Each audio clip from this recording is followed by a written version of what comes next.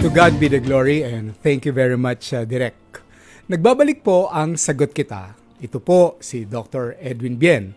At ang kaninang katanungan natin, gaano karami, gaano kahalaga ang tubig sa ating buhay at gaano ang pag-inom natin dapat sa isang araw.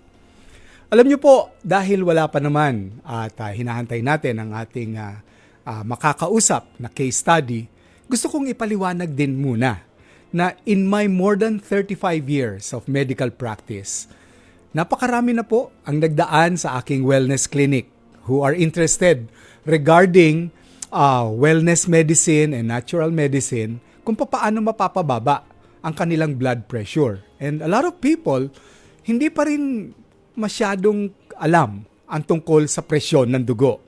Akala nila ang high blood ay hindi pwedeng mangyari sa totoong anemic. Do you follow that? Yung anemia, akala nila is the same as low blood pressure. Yung anemia ay pamumutla ng ating dugo. Nangyayari yon kapag hindi sapat ang ating red blood cell, ang hemoglobin, ang ating hematocrit, mga nagpapapula ng dugo natin dahil kulang ang ginagawa ng ating kidney, ng ating atay, ng ating bone marrow. Pero iba yung blood pressure, yung pagiging low blood at high blood.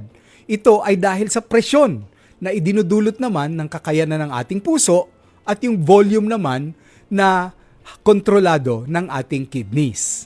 Now, a lot of people, when they develop blood pressure problems, and most of the time ito ay tumataas, akala nila ang gamot dito ay puro tabletas na lamang. So, magbibigay muna ako ng ilang mga tips so that mapapababa ninyo ang blood pressure ng madalian nang hindi kailangang umasa sa gamutan na pangmatagalan. Unang-una na ron, nabanggit ko kanina, ang enough water intake.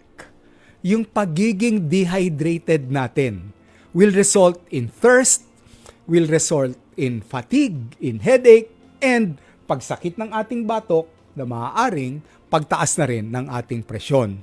So, naipaliwanag natin kanina na dapat umiinom tayo paggising pa lang ng umaga.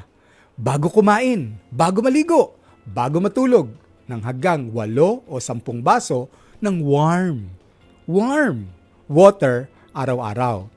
Alam naman na natin ang tungkol sa diet. Sabi ninyo, iiwas tayo sa karne. Maaari. Iiwas tayo sa maaalat. Maaari. Iiwas tayo sa mga pinirito at mamantika. Maaari. Pero ang hindi ninyo alam, yung pag-iwas sa matatamis. Nakita nila that more than the oily foods, the sweets and the carbohydrates that we are eating causes thickening of our blood and makes it difficult para ito ay dumaloy ng tama. Okay. Next, sapat na pahinga, sapat na pagtulog dahil kung hindi tayo nagpapahinga ng tama, of course, maaaring tumaas ang ating blood pressure. And before we go into our case study, gusto kong ipaliwanag ang kahalagahan ng ehersisyo. Marami sa inyo magsasabi, ay wala na akong time, busy sa trabaho, ay napaka-traffic, ay ang dami kong tungkulin. Alam nyo ba na kailangan lang ay 5 to 7 minutes of your valuable time? Pwedeng sa umaga, pwedeng sa gabi, ng ehersisyong ipapakita ko. And if you do this on a daily basis, umaga at gabi, 5 minutes to 7 minutes of your time, matutulungan bumaba ang inyong blood pressure by about mga 10 points sa systolic and diastolic. Direct, jump lang po ako. Ipakita natin yung unang litrato tungkol sa ehersisyo ng picture number, ano nga ba ito? 14. Ipakita natin direct. Picture number 14 will show you a very simple exercise na kung tawagin ay planking. Ayan, nakikita nyo na po ba yung planking na yan? Ang dali-dali niyan. Doon mismo sa inyong higaan. Hindi pwede sa kama kung napakalambot, doon naman sa inyong floor kung maaari. O kaya may foam. Gamit ang inyong siko, nakatukod kayo, ang inyong toes ay nakatukod din, nakadiretso ang inyong spine, wag nakataas ang puwit, wag ding nakababa. If you can do this, ng 1 to 2 minutes, tuloy-tuloy, ng umaga at hapon, that only takes 2 minutes of your time, malaki ang maitutulong niyan para lumiit ang inyong tiyan, but of course, para bumaba din ang inyong blood pressure. Kita nyo na? Simple planking. Sa picture number 15, yung ibang benepisyo pa, makikita ninyo about planking. Ipakita rin po natin ito direct.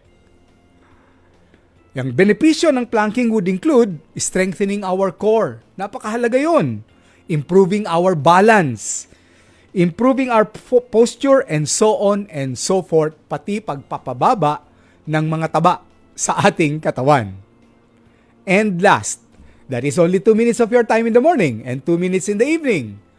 Last exercise ay yung pagsandal ng inyong legs sa inyong pader. Ipakita natin sa picture number 16 direct. Ayan, sa picture number 16, makikita nyo, by doing this, you are improving the circulation to your body. Dumadaloy ng magandang muli ang dugo papunta sa ating puso. Maibobomba rin ng mas maganda. Mababawasan ng mga manas. Mababawasan ng mga kirot, pati ang sakit sa ating balakang.